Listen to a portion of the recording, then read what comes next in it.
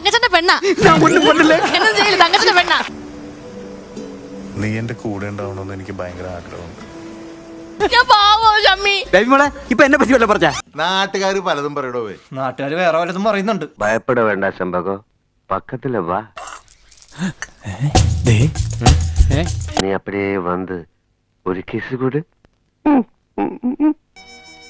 ഏറെ നാളായി ഞാൻ മനസ്സിൽ ഇങ്ങനെ ഒരു മോഹം കൊണ്ടു നടക്കാൻ തുടങ്ങിയിട്ട്. ഇത് തുണിയല്ല, വല എല്ലാവർക്കും കാണാം.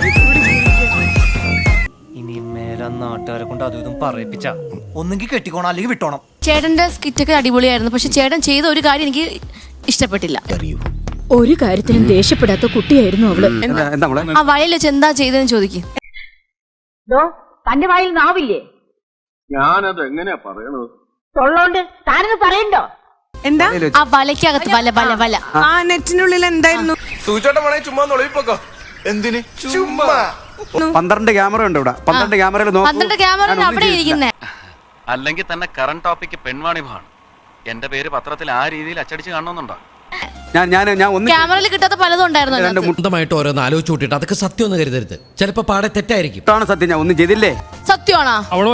മറ്റുള്ളവർക്ക് പറയാനുള്ളതും കൂടി കേൾക്കുക എന്നുള്ളത് ഒരു മര്യാദയാണ്, അത് മനസ്സിലാക്കണം. ഈ ഫ്ലോറിനെ കൊണ്ട് സത്യം ഇടും ഒന്നും പറഞ്ഞില്ലേ? എന്റെ അച്ഛനെ പറഞ്ഞു കൊടുക്കും.